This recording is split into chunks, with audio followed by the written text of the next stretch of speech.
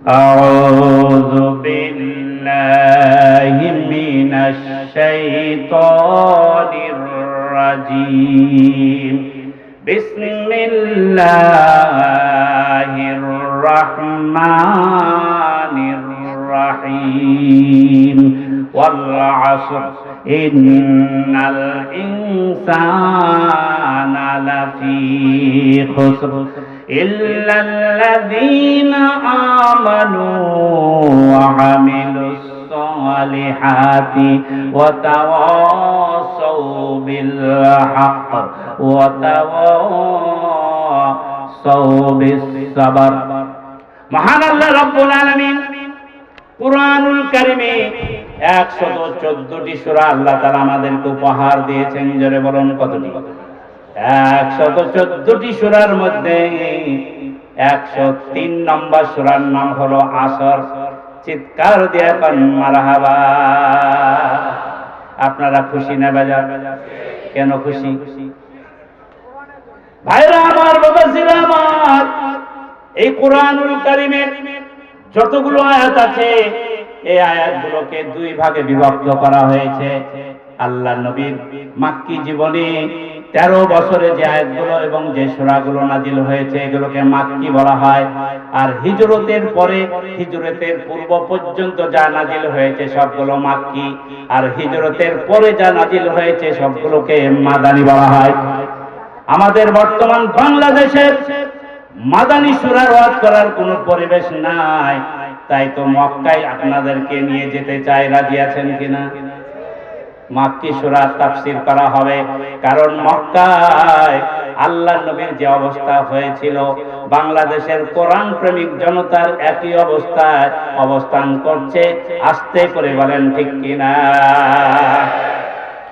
এই বাংলার জনগণ, সেই জন্য মাক্কি সূরা প্র্যাকটিস বাড়াতে হবে। সেই কারণে কুরআনুল কারীমে মাক্কি সূরাগুলোর মধ্যে একটি ছোট্ট সূরা, নাম বলুন কি? সূরা আসর। আসর কোন সময়কে বলা হয়?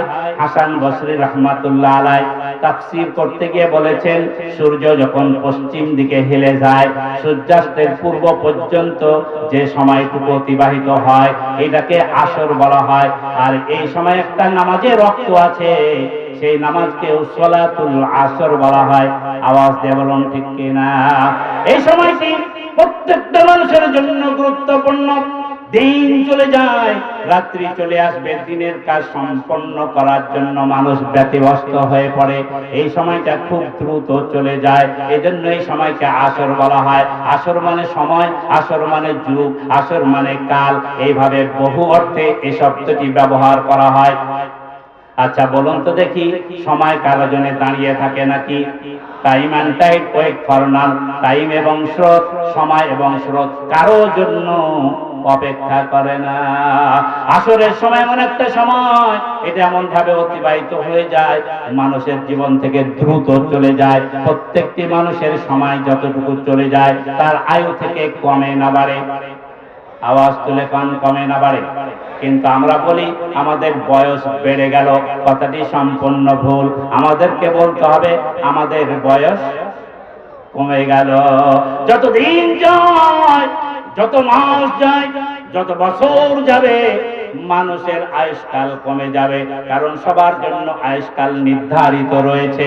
যত দিন যাবে তত আয়ুষ্কাল কমে যাবে। ভাইরা আমার, এই যে সময় চলে যায় নদীর স্রোতের ন্যায়, কারো জন্য অপেক্ষা করে না। এটাকে বোঝানোর জন্য মহান আল্লাহ তাআলা এই সূরার শুরুতেই সময়ের কসম খেয়েছেন, ওয়াল আসর। আল্লাহ তাআলা সময়ের কসম খেয়ে জাতিকে সাবধান করেছেন। ও বাংলার মুসলমান, আল্লাহ রাব্বুল আলামিন আমাদের স্রষ্টা। তিনি যে কোনো সৃষ্টির শপথ করতে পারেন, কিন্তু আমরা তার সৃষ্টি, আমাদের জন্য বাইন্ডিং আছে। আমরা যে কোনো জিনিসের শপথ করতে পারবো না। একজন ইমানদার মুমিন মুত্তাকি মুসলমানের জন্য শুধুমাত্র কেবলমাত্র একটাই শপথ খাওয়া যাবে, সেটা হলো ওয়াল্লাহে, সেটা হলো বিল্লাহে, সেটা হলো তাল্লাহে। একমাত্র আল্লাহর শপথ ছাড়া অন্য কোনো সৃষ্টি মাখলুকের শপথ কোনো ইমানদার মুসলমানের জন্য জায়েজ না। দুঃখজনক হলো সত্য, আমরা অনেকে না জেনে অনেক কিছুর আমরা কিরা খাই। অনেককে বলি কোরআনের কিরা খাও, অনেককে বলি ছেলের মাথায় হাত দিয়ে বলে কিরা খাও, শপথ করো। আবার মা বোনদের মধ্যে এই প্রবণতাটা বেশি, কথায় কথায় শপথ করা, কিরা খাওয়া। এটা আমাদের রাজশাহীর মহিলাদের মধ্যে বেশি আছে, অবশ্য বগুড়ার মহিলারা খুব ভালো। এই বগুড়ার মুসলমান মা বোনেরা ভালো করে শুনে যান, শপথ করার সময়, কিরা খাবার সময় শুধুমাত্র মুসলমান একটাই কিরা খেতে পারবে, সেটা হলো ওয়াল্লাহে, সেটা হলো বিল্লাহে, সেটা হলো তাল্লাহে। একমাত্র আল্লাহর শপথ খাওয়া যাবে, অন্য কোন সৃষ্টির নামে শপথ করা যাবে? আওয়াজ তুলে বলুন, যাবে? ভালো করে খেয়াল করুন, আল্লাহ তাআলা স্রষ্টা, তিনি সবকিছু সৃষ্টির শপথ করতে পারবেন। তিনি বলবেন ওয়াক্তিন, তিনি বলবেন অশামসে, তিনি বলবেন ওয়াদুহা, সবগুলো আল্লাহর জন্য জায়েজ আছে। কিন্তু মুসলমান আমাদের একটাই শপথ নির্ধারিত, সেটা হলো আল্লাহর শপথ খাওয়া যাবে, অন্য কোনো শপথ খাওয়া যাবে না। দুঃখজনক হলো সত্য, আমরা না জানার কারণে অনেক মুসলমান অনেক আল্লাহ সৃষ্টি মাখলুক নিয়ে শপথ করে থাকি, যেগুলো আল্লাহ সৃষ্টি করেছেন তার উপর দিয়া আল্লাহর মর্যাদা ছোট না বড়? আল্লাহর মর্যাদা যদি বড় হয়, মুসলমান একমাত্র আল্লাহর শপথ করবে। এই সূরা আসরের মধ্যে আল্লাহ তাআলা সময়ের কসম খেয়ে বলেন, ইন্নাল ইনসানা লাফি খুসর। হে দুনিয়ার মানুষ, প্রত্যেকটা মানুষ ক্ষতির মধ্যে পড়ে গেছে, প্রত্যেকটা মানুষ ধ্বংসের মধ্যে পড়ে আছে, কেউ ধ্বংস থেকে বাঁচবে না, সবাই ধ্বংসের মধ্যে পড়ে গেছে। কথাটি কার? বিশ্বাস যদি হয় হাতখানা তুলে বলুন কার? যার বিশ্বাস নাই তার হাত ওঠে না। আল্লাহর নাম বলতে আপত্তি আছে নাকি? আওয়াজ তুলে বলুন আছে। আরেকবার হাত তুলে বলুন কার? আরো জোরে বলুন কার? সে মহান আল্লাহ তাআলা বলেন, দুনিয়ার সব মানুষ ক্ষতির মধ্যে। কথাটা অত্যন্ত মারাত্মক, অত্যন্ত আমাদের জন্য বিপজ্জনক কথা। তবে কারা কারা ক্ষতির মধ্যে আছে আর কারা কারা ক্ষতির হাত থেকে বেঁচে যাবে, এই ব্যাখ্যা বর্ণনা আল্লাহ তাআলা কোরআনুল কারীমে দিয়েছে না দেয় না? সে কথাটি আমি আপনাদের কাছে ক্লিয়ার করে দিতে চাই, কারণ মানুষ হলো অকৃতজ্ঞ জাতি। সূরা আদিয়াতের মধ্যে আল্লাহ বলেন, ইন্নাল ইনসানা লিরাব্বিহি লাকানুত। নিশ্চয় নিশ্চয় মানুষ এমন একটা জাতি, তার রবকে তারা স্বীকার করে না, তার রবের কৃতজ্ঞতা তারা স্বীকার করে না। অন্যত্র আল্লাহ তাআলা বলেন, ইন্নাল ইনসানা খুলিকা হালুআ। নিশ্চয় মানুষ অস্থির, অবিচল, কোনো কাজে তারা স্থিরতা অর্জন করতে পারে না। অন্যত্র আল্লাহ তাআলা বলেন, ইন্নাল ইনসানা লাকাফুর। নিশ্চয় মানুষ যারা তারা অকৃতজ্ঞ বেশি, সব কাজে অস্বীকৃতি দেয়, স্বীকৃতি তাদের মধ্য থেকে কম পাওয়া যায়। এটা হচ্ছে মানুষের বড় বৈশিষ্ট্য। আর এই সব বৈশিষ্ট্যের কারণে মহান আল্লাহ তাআলা বলেছেন মানুষ ক্ষতির মধ্যে রয়েছে। এবার আমরা কোরআনুল কারীম থেকে দেখে নিতে চাই কারা কারা ক্ষতির মধ্যে পড়ে আছে। আল্লাহ রাব্বুল আলামিন সূরা হামিম আস-সাজদার 22 এবং 23 নম্বর আয়াতে একটা গ্রুপের ক্ষতির কথা আল্লাহ তাআলা বর্ণনা করেছেন, যারা মনে করেন আমরা দুনিয়াতে যা করি সব কাজ সব কথা আল্লাহ তাআলা জানতেও পারে না, বুঝতেও পারে না, আল্লাহকে ফাঁকি দিয়ে দিলাম, এই মানসিকতা নিয়ে অনেকেই অনেক খারাপ অন্যায় কাজ করে নিজেকে বাহাদুর মনে করে। এই মার্কা নামধারী মুসলমান বগুড়া অঞ্চলে আছে না না? আল্লাহকে ফাঁকি দিতে চায়, আল্লাহকে ফাঁকি দিয়া অন্যায় অপরাধ কাজ করে। তারা মনে করে এটা বুঝি আল্লাহ দেখবে না, আল্লাহ অনেক ব্যস্ত রয়েছে, আমার এই কাজটার দিকে আল্লাহ খেয়াল করবে না। এই মার্কা মানুষ যদি বগুড়ার মধ্যে থেকে থাকে, তাদের জন্য সতর্কবাণী মহান আল্লাহ তাআলা সূরা হামিম সাজদার 22 এবং 23 নম্বর আয়াতের মধ্যে বর্ণনা করেন। وما كنتم تستترون أن يشهد عليكم سمعكم ولا أبصاركم ولا جلودكم ولكن ظننتم أن الله لا يعلم كثيرا مما تعملون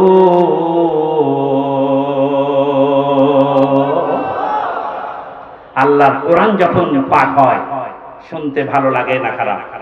এই মুসলমান, কোরআন শুনতে ভালো লাগে না খারাপ?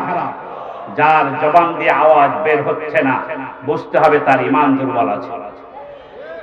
কোরআন শুনতে ভালো লাগে না খারাপ?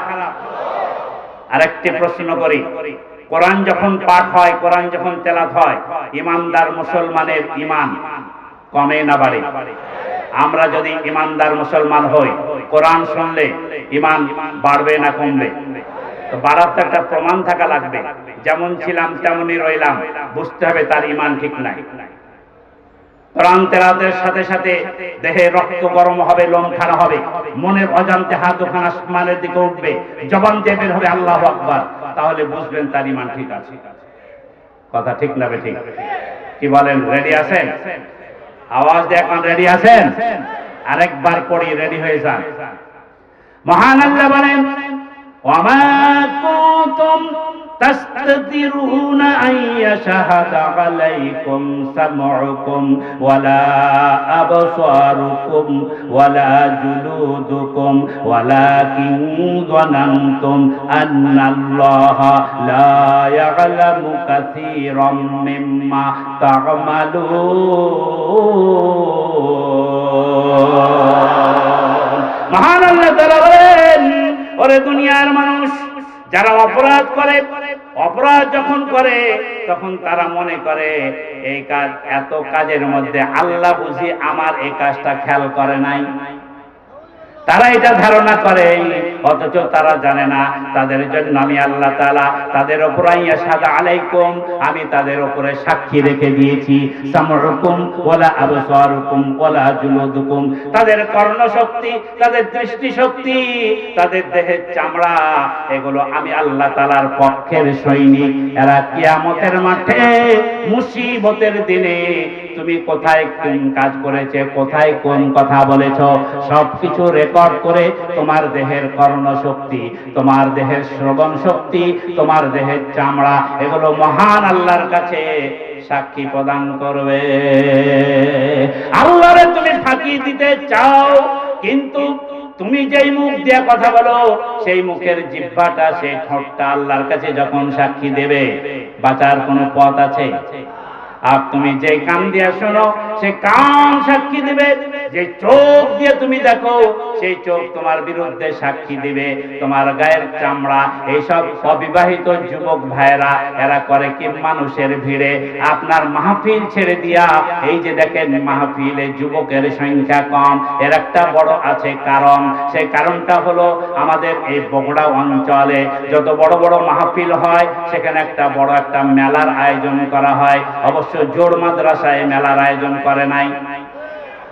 ওই মেলাতে, জোড়া মাদ্রাসার ওই মেলাতে গিয়ে দেখেন কিছু যুবক, কিছু যুবতী, তারা মাল কেনার নামে ভিড়াভিড়ি হুড়াহুড়ি করে। এই মার্কার যুবকেরা মনে করে এটা বুঝি কেউ দেখবে না, কর্তৃপক্ষ জানবে না, একজনের সাথে আরেকজনের গায়ের ঘর্ষণ লাগায়। আল্লাহ তাআলা বলেন, তুমি কার সাথে কোথায় কিভাবে গায়ের ঘর্ষণ লাগায়াছো, কিয়ামতের মাঠে মুসিবতের দিনে তোমার গায়ের ওই চামড়া আমি আল্লাহর কাছে সাক্ষী প্রদান করবে। বাঁচার কোনো উপায় আছে নাকি? আওয়াজ তুলে বলুন, আছে? এই বাংলার মুসলমান, আল্লাহ তাআলা বলেন, যারা আল্লাহকে ফাঁকি দেওয়ার মানসিকতা নিয়া দুনিয়ার বুকে অপরাধ করে, এরা হলো চরম ক্ষতিগ্রস্ত ব্যক্তি। ওয়াযালিকুম যান্নুকুমুল্লাযী যানানতুম বিরাব্বিকুম আরদাকুম ফাসবাহতুম মিনাল খাসিরিন।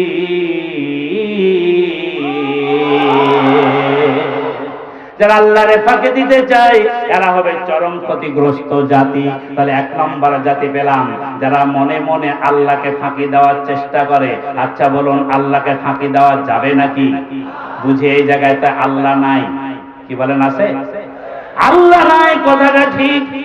তবে আল্লাহ তাআলার নেটওয়ার্ক গোটা জগতে, গোটা বিশ্ব জগতে বিরাজমান। আল্লাহর নেটওয়ার্ক এমন ভাবে বিরাজমান, আল্লাহকে ফাঁকি দেওয়ার সুযোগ কোন মানুষের নাই। ঠিক না বেঠিক? সূরা রহমান আল্লাহ তাআলা ঘোষণা দিয়েছেন, ইয়া মা'শারাল জিন্নি ওয়াল ইনসি ইন ইসতাতা'তুম আন তানফুজু মিন আকতারিস সামাওয়াতি ওয়াল আরদ ফানফুজু লা তানফুজুনা ইল্লা বিসুলতান ফাবিআইয়ি আলা'i রাব্বিকুমা তুকাযযিবান।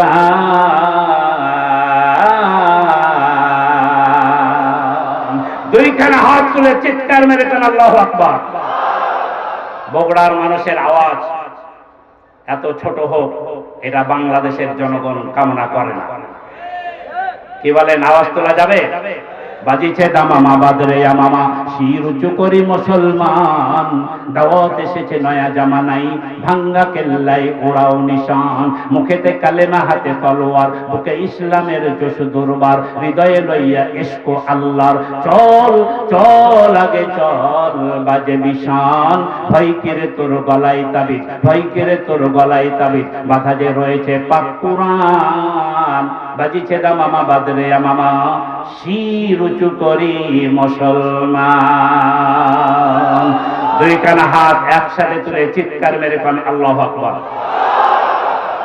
ভাইরা আমার, তাহলে প্রথম শ্রেণীর মানুষ পেলাম, চরম ক্ষতিগ্রস্ত মানুষ হলো তারা যারা আল্লাহকে, আল্লাহ রাসূলকে ফাঁকি দিতে চায়। এবার বগুড়ার মানুষ আপনারা বলুন, এই জোড়া নজমুল হক মাদ্রাসা মাঠে সাক্ষী দিয়ে যান, আল্লাহকে ফাঁকি দেওয়ার মানসিকতা মার্কা মানুষ বগুড়াতে আছে না? এবার 2 নম্বর পয়েন্টে চলে আসুন। আল্লাহর সাথে যারা শিরক করবে তারা চরম ক্ষতির মধ্যে পড়ে যাবে।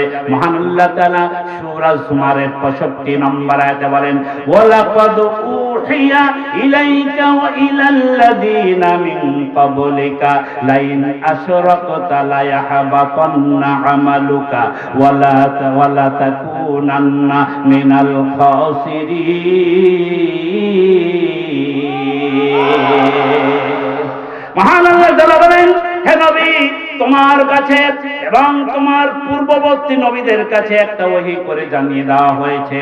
সেটা হলো, যদি তুমি শিরকে লিপ্ত হয়ে পড়ো অথবা তোমার কোনো জাতি বা তোমার কোনো অনুসারী শিরকের মধ্যে লিপ্ত হয়ে যায়, আমি আল্লাহ তাআলা তার জীবনের সব আমল বরবাদ করে দেব। লা ইয়াহবাতান্না আমালুকা, তার সব আমলকে বরবাদ করে দেওয়া হবে। ওয়ালা তাকুনান্না মিনাল খাসিরিন, আর শিরকযুক্ত মুশরিক যারা আছে, আল্লাহর বিধানকে বাদ দিয়া অন্যদিকে যারা মন টানে, শিরকের ব্যাখ্যা করতে গেলে অনেক লম্বা হয়ে যাবে। ছোটখাটো আর যত রকমের শিরক আছে, শিরকের শিরকমূলক কাজের সাথে কোনো ব্যক্তি যদি যুক্ত হয়ে যায়, আল্লাহ তাআলা বলেন তার আমল নামার সব নেক আমল বরবাদ হয়ে যাবে, প্রকারান্তরে সে চরম ক্ষতির মধ্যে পড়ে যাবে। ভাইরা আমার, বাবাজিরা আমার, ক্ষতির হাত থেকে বাঁচার জন্য আজকে আমি কিছু কথা আপনাদেরকে বলতে চাই। তার আগে আর একটি ক্ষতির কথা বলতে চাই। এভাবে কুরআনুল কারিমে অসংখ্য ক্ষতির বর্ণনা দেওয়া হয়েছে, তার মধ্যে আরেকটা বড় ক্ষতির কথা আজকে বাংলার জনগণকে সাবধান করার জন্য বলতেই হবে। সেটি হলো, আমার আপনার জীবন বিধান নাম হলো কি? ইসলাম। জোরে কান, তার নাম হলো ইসলাম। জোরে বলেন কি? আমার আপনার জীবন বিধান, জীবন বিধানের নাম হলো ইসলাম। আর ইসলাম আল্লাহ কর্তৃক মনোনীত একটি জীবন বিধান। আল্লাহ রাব্বুল আলামিন কুরআনুল কারিমে এই ব্যাপারে সূরা আল মাইদার 3 নম্বর আয়াতে বলেন, আল ইয়াউমা আকমালতু লাকুম দীনাকুম ওয়া আতমামতু আলাইকুম নি'মাতি ওয়া রাদিতু লাকুমুল ইসলাম দীনা। দুইখানা হাত তুলে চিৎকার মেরে কোন আল্লাহু আকবার। আল্লাহ তাআলা কুরআনুল কারীম 23 বছর ধরে নাজিল করেছেন। সময়, প্রেক্ষাপট, অবস্থান ভেদে কোরআনের আয়াতগুলো প্রেক্ষাপট ভেবে নাজিল করা হয়েছে। যেমন ধরুন, এখন গ্রীষ্মকাল না শীতকাল? আওয়াজ তুলুন। গ্রীষ্মকাল না শীতকাল? এখন শীতকালে যদি আমি আপনাদেরকে ওয়াজ করে শোনাই, এ বগুড়ার মুসলমান, আজকে আপনারা সবাই এই রানীর হাট বাজারে যাবেন, একখান করে তালের পাখা কিনবেন। রাত্রে ঘুমানোর সময় তালের পাখাটা হালকা হালকা নাড়া দিবেন, মৃদু মৃদু বাতাস বইবে, জান প্রাণ ঠান্ডা হয়ে যাবে। সবাই এই আমলটা করার চেষ্টা করবেন। আচ্ছা বলুন দেখি, এ ওয়াজ যদি আপনাদেরকে শোনাই বা করার জন্য যদি আদেশ প্রদান করি, আপনারা করবেন নাকি? কেন করবেন না? বলবেন হুজুর ওয়াজ উল্টা হয়ে গেছে, এই ওয়াজটা করতে হবে গ্রীষ্মকালে, শীতকালে আপনাকে ওয়াজ করতে হবে। এক কম্বল কয় টাকায় দেওয়া লাগবে, মাথায় কয়খানা মাফলার বাঁধা লাগবে, আমার গায়ের ওপর কয়টা ল্যাপ দেওয়া লাগবে, এই ব্যাপারে আপনি যত ফজিলত আছে সব বর্ণনা করেন, মানতে রাজি আছি। কিন্তু শীতকালে পাখা কিনে বাতাস করতে রাজি না। আওয়াজ তুলে কান ঠিক না বেঠিক? তাহলে কখন শীতকাল, কখন বর্ষাকাল, কখন গ্রীষ্মকাল, প্রেক্ষাপটের আলোকে আল্লাহর বিধান, জোরে কান ঠিক না বেঠিক? আওয়াজ তুলেন ঠিক না বেঠিক? অতএব বাংলার বর্তমান প্রেক্ষাপটে আমাদেরকে মাক্কি সূরাগুলো আমল করা লাগবে। তারই একটি বড় আমল হলো সূরা আল আসর। এই আসর সূরা আমাদেরকে মনে প্রাণে বিশ্বাস করতে হবে। ও বগুড়ার মুসলমান, তাই তো বলছিলাম আমাদের জীবন বিধান হলো ইসলাম। যারা বলেন কি? মহান আল্লাহ তাআলা বাংলার জনগণকে সাবধান করে, বাংলার জনগণকে সাবধান করে দিয়া সূরা আল ইমরানের মধ্যে মহান আল্লাহ তাআলা আমাদের জন্য বর্ণনা করেছেন, ওয়ামাইয়াবতাগি গায়রাল ইসলামি দীনান ফালান ইউকবালা মিনহু ওয়া হুয়া ফিল আখিরাতি মিনাল খাসিরিন।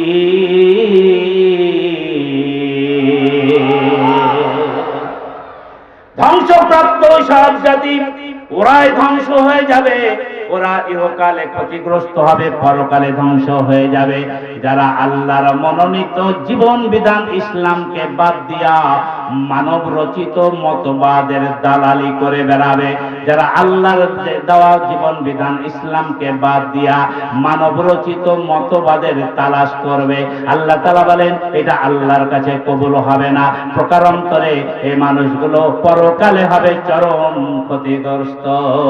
ও বাংলার জনগণ, এই ক্ষতির হাত থেকে বাঁচার জন্য আল্লাহ রাব্বুল আলামিন আমাদেরকে ছোট্ট একটি সূরা উপহার দিলেন। এই সূরার নাম হলো সূরা আল আসর। জোরে বলেন কি? সূরা আল আসর বুঝার জন্য ইমাম রাজি রাহমাতুল্লাহ আলাইহি বলেন, সূরা আল আসরের অর্থ আমি আগে বুঝতাম না। একদিন দামেস্ক শহরে রাস্তা দিয়ে হেঁটে যাচ্ছিলাম, এমন সময় একজন আইসক্রিমওয়ালা, একজন বড়ে পোয়ালা তার আইসক্রিম নিয়ে চিৎকার করে বলছে, ইরহামু আলা মাইয়াজুবি, ইরহামু আলা মাইয়াজুবি আলা মারাসাহু। কে যাও গো রাস্তা ধরে, এই পুঁজিওয়ালার পুঁজিগুলো ধ্বংস হয়ে যায়, এরপরে তোমরা রহম করো, দয়া করো, পুঁজিওয়ালার পুঁজি ধ্বংস হয়ে যায়। ইরহামু আলা মাইয়াজুবি, এমন এক ব্যক্তির উপর তোমরা দয়া করো গো, যে ব্যক্তির পুঁজি যত সময় যায় তত তাড়াতাড়ি তার পুঁজি ধ্বংস হয়ে যায়। ইমাম রাজি বলেন, ওই আইসক্রিমওয়ালা সেদিন চিৎকার করে বলছিল, 2 টাকার মাল 1 টাকা, 1 টাকার মাল 8 আনা, তাড়াতাড়ি ক্রয় করো, আমার পুঁজি ধ্বংস হয়ে যায়, আমার আমার আইসক্রিমের মেয়াদ কাল পার হয়ে গেছে, এখন যত সময় যাবে আমার আইসক্রিম গুলো সব গলে যাবে, আমার পুঁজি ধ্বংস হয়ে যাবে। ইমাম রাজি বলেন, ওই দিন আইসক্রিমওয়ালার চিৎকার শুনে আমি ইমাম রাজি বুঝেছিলাম কেন আল্লাহ তাআলা সূরা আল আসর নাযিল করেছেন, কেন আল্লাহ তাআলা বলেছেন সব মানুষ ধ্বংসের মধ্যে আছে। ওয়াল আসরি ইন্নাল ইনসানা লাফি খুসর, সব মানুষ ধ্বংসের মধ্যে পড়ে গেছে, শুধুমাত্র 4টা বৈশিষ্ট্য যারা অর্জন করতে পারবে তারাই ধ্বংসের হাত থেকে বেঁচে যাবে। চিৎকার দিয়া কান মারহাবা, আর জোরে বলেন মারহাবা। সেই চারটা বৈশিষ্ট্য কি কি তা যদি আজকে আপনাদের সামনে কোরআন এবং হাদিসের আলোকে বলতে চাই, আপনারা কি শুনতে রাজি আছেন না? আওয়াজ তুলে হাত তুলে বলেন রাজি আছেন কিনা? নারায়ে তাকবীর, নারায়ে তাকবীর। ঘুমায় কাজা করেছো ফজর, তখনও জাগনি যখনও জোহর, হেলায় খেলায় কেটেছে আসর, মাগরিবের ওই শুনিয়া যান, জামাতে শামিল হওরে এসাতে, জামাতে শামিল হওরে এসাতে, এখনো জামাতে আছে স্থান, বাজিছে দামামা বাদরে মামা, শির উঁচু করি মুসলমান। দুইখানা হাত তুলে চিৎকার মেরে কান আল্লাহু আকবার। আজকে বহুমুখী চক্রান্তের শিকার গোটা বিশ্বের মুসলমান।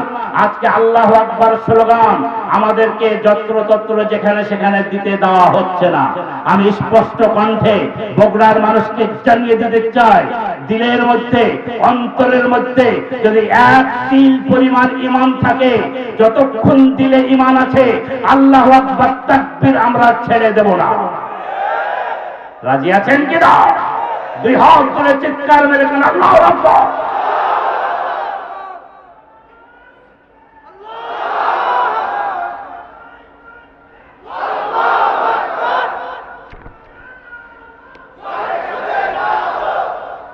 ভাইরা আমার, সময় কম, কথা অনেক, এজন্য আপনাদেরকে ধৈর্য সহকারে আমার কথাগুলো শোনার চেষ্টা করতে হবে। আমি আল্লাহর কোরআন থেকে কথা বলি, শুনতে ভালো লাগুক আর না লাগুক, কোরআনের বাইরে আজো বাজো কথা বলার কোনো অভ্যাস আমার নাই। আপনারা কি বিরক্ত হচ্ছেন? একটু মনোযোগ দিয়ে শুনুন আল্লাহর কোরআনের কথা। কোরআন নাজিল হয়েছে বিশ্বনবী মুহাম্মদুর রাসূলুল্লাহ সাল্লাল্লাহু আলাইহি সাল্লামের উপরে 40 বছর বয়সে নাজিল শুরু হয়েছে, 63 বছর বয়সে নাজিল বন্ধ হয়ে গেছে। বলুন মধ্যখানে কত বছর গেল? 23 বছরের সংগ্রামী জীবনে কুরআনুল কারীম প্রেক্ষাপটের আলোকে আল্লাহ তাআলা মান নবীর উপরে নাজিল করেছেন। অতএব কুরআনুল কারীম এমন একখানা কিতাব, যখন যেখানে যে প্রেক্ষাপট বিদ্যমান থাকবে, তখন সেখানে সেই প্রেক্ষাপটের আলোকে কোরআনের ব্যাখ্যা করা লাগবে। এটা হচ্ছে কোরআনের মূল শিক্ষা। কিন্তু আমরা প্রেক্ষাপট বুঝি না। অনেক আলেম আছেন, অনেক বক্তা আছেন, প্রেক্ষাপট না বুঝে কখন কোথায় কোন কথা বলার আগে না বুঝে এমন কোন কথা বলে দেয়, কর্তৃপক্ষ বিপদে পড়ে, বক্তা টুপি আর পাঞ্জাবি খুলে পালাতে হয়। জোরে গান ঠিক কিনা? হে বাংলার মুসলমান, খুব ভালো করে শুনে যান, খুব মনোযোগ দিয়ে শুনে যান। কুরআনুল কারীম প্রেক্ষাপটের আলোকে নাজিল হয়েছে। সূরা আল আসর কোন প্রেক্ষাপটে নাজিল হয়েছিল? কয়েক মিনিট আপনাদের দৃষ্টিভঙ্গিটা আমি ঘোরাতে চাই। আজকে এখন আপনাদেরকে নিয়ে চলে যেতে চাই সেই 1450 বছর আগে। বিশ্বনবী মুহাম্মদুর রাসূলুল্লাহ সাল্লাল্লাহু আলাইহি সাল্লাম 40 বছর বয়সে রমজানুল মুবারকে লাইলাতুল কদর রাত্রিতে জাবালে নূর গারে হিরার মধ্যে যখন ধ্যানে মগ্ন ছিলেন, ঠিক সেই সময় আপনার গভীর রাত্রিতে আসমান থেকে একটা নূরের ঝলক এসে আল্লাহ নবীকে ডাক দিয়ে বললেন, আনা জিবরাইল ওয়া আনতা মুহাম্মাদুর রাসূলুল্লাহ। চিৎকার দিয়া কান মারহাবা। নবী গো, আপনি এখন আল্লাহর রাসূল, আপনার উপরে কোরআন নাজিল হয়েছে, আপনি আমার সাথে পড়ুন, ইকরা বিসমি রাব্বিকাল্লাযী খালাক, খালাকাল ইনসানা মিন আলাক, ইকরা ওয়া রাব্বুকাল আকরাম আল্লাযী আল্লামা বিল কলম, আল্লামাল ইনসানা মা লাম ইয়ালাম। সূরা আলাকের 5খানা আয়াত নাজিল হলো। চিৎকার দেয়া বলুন মারহাবা। আল্লাহ নবী বললেন, আমি তো পড়তে জানি না। জিবরাইল বুকে চেপে ধরলেন, কলব উন্মোচন হয়ে গেল। আল্লাহ নবীর জবান দিয়ে বের হলো, ইকরা বিসমি রাব্বিকাল্লাযী খালাক। গোটা কোরআনুল কারীমে 6666টি আয়াত আছে। তার মধ্যে মাত্র 500 খানা আয়াতের মধ্যে আল্লাহ তাআলা আদেশ করেছেন আর নিষেধ করেছেন। আদেশ আর নিষেধ সম্মিলিত আয়াত হলো মাত্র 500 খানা। আর এই 500 খানা আয়াতকে ব্যাখ্যা করার জন্য, জাতিকে বোঝানোর জন্য এক্সাম্পল ব্যবহার করা হয়েছে, ইতিহাস তুলে ধরা হয়েছে, তাওহীদ, রিসালাত, আখিরাতের বর্ণনা দেওয়া হয়েছে। এই সবগুলো হলো এই 500টা আপনার আল্লাহর দেওয়া বিধানকে পরিপূর্ণভাবে জাতির কাছে উপস্থাপন করার জন্য আরো 6166 খানা আয়াত আল্লাহ তাআলা ব্যবহার করেছেন। ভাইরা আমার, কুরআনুল কারীমের সর্বপ্রথম একটা আদেশ হয়েছে, সেই আদেশের নাম হলো ইকরা, পড়ো পড়ো পড়ো। এটা হলো কোরআনের প্রথম আদেশের নাম। আগেই পড়ার জন্য আদেশ দেওয়া হয়েছে, কিন্তু দুঃখজনক হলো সত্য, আজকে সারা বিশ্ব জুড়ে সবচাইতে অশিক্ষিতের পরিমাণ হলো মুসলমান। আওয়াজ করে বলেন ঠিক না বেঠিক? ইহুদিদের মধ্যে জরিপ করে দেখেন, একজন ইহুদিকে অশিক্ষিত পাবেন না। খ্রিস্টানদের মধ্যে জরিপ করে দেখেন, অধিকাংশই তারা শিক্ষিত। আজকে অন্যান্য ধর্মাবলম্বীরা যতদূর এগিয়ে গেছে, সেই তুলনায় সারা বিশ্বে সবচাইতে বেশি অশিক্ষিতের পরিমাণ হলো মুসলমান। ঠিক না বেঠিক? অথচ আল্লাহর কোরআন যেদিন নাজিল হয়েছে, সেই দিন পড়ার আদেশ দিয়া 500 খানা আদেশের মধ্যে 1 নম্বর আদেশ ছিল পড়ো পড়ো, ইলম অর্জন করো, জ্ঞান অর্জন করো। প্রত্যেকটা মুসলমানের উপরে জ্ঞান অর্জন করা নফল না ফরজ? আল্লাহর কোরআন শিক্ষা করা নফল না ফরজ? সূরা কসস, সূরা কসসের 85 নম্বর আয়াত, 20 নম্বর পারা, 15 নম্বর পৃষ্ঠার 1 নম্বর লাইন, আল্লাহ তাআলা বলেন, ইন্নাল্লাযী ফারাদা আলাইকাল কুরআনা লারাদ্দুকা ইলা মাআদ কুর রাব্বি আ'লামু মান জাআ বিল হুদা ওয়া মান হুয়া ফি দালালিম মুবিন।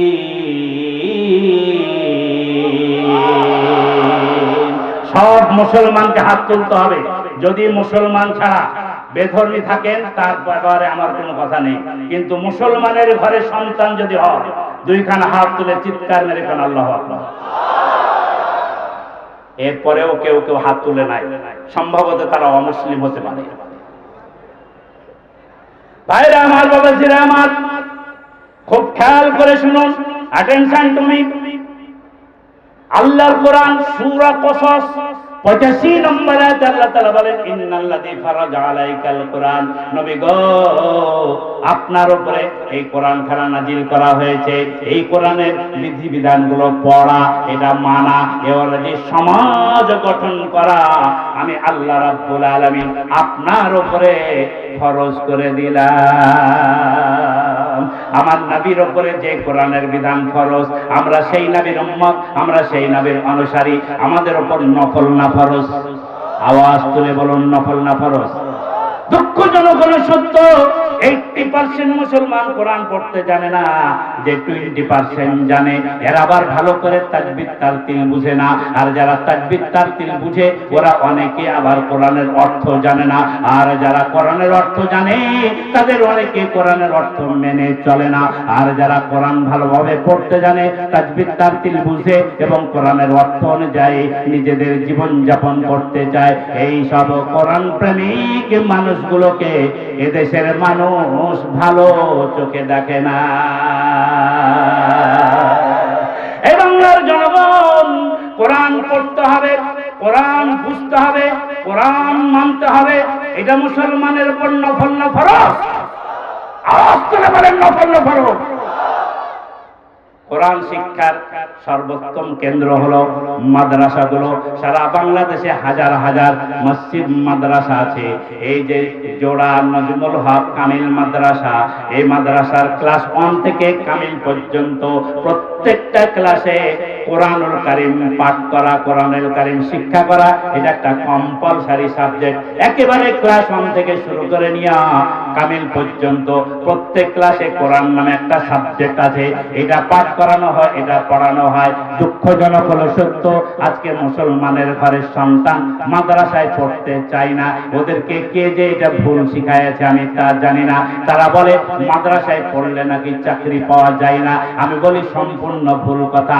আমার এক ভাই এই ক্যান্টনমেন্টে চাকরি করে, সে মাদ্রাসা থেকে পড়ে এখন আর্মিদের অফিসার হয়ে আছে। আমার একজন ছাত্র এই যে গত 2 বছর আগে ম্যাজিস্ট্রেট হয়ে গেছে। মাদ্রাসার ছাত্ররা ম্যাজিস্ট্রেট হয়, মাদ্রাসার ছাত্ররা সেনাবাহিনীর অফিসার হয়, কে বললে মাদ্রাসায় পড়লে তার দাম নাই। আমি বলি এটা সম্পূর্ণ ভুল কথা। এই ভুলের মধ্যে আমরা থাকতে রাজি নয়। মাদ্রাসা পড়লেও মানুষের যদি মেধা থাকে, অবশ্যই সেই মেধার মূল্যায়ন করা হবে। আওয়াজ তুলে বলুন ঠিক কিনা? এ বাংলার জনগণ, মাদ্রাসা শিক্ষা করলে উভয় জগতে কল্যাণ পাওয়া যাবে, ইহকালেও কল্যাণ পাওয়া যাবে, পরকালেও কল্যাণ পাওয়া যাবে। আল্লাহর দেওয়া কোরআনের বিধান নিজের জীবনে বাস্তবায়ন করা সম্ভব হবে। এই জন্য নাজমুল উলুম এই মাদ্রাসাটিতে ছাত্র সংখ্যা বৃদ্ধির জন্য এলাকাবাসীকে উদ্যোগ নেওয়া লাগবে। চিৎকার দিয়া বলুন ঠিক কিনা?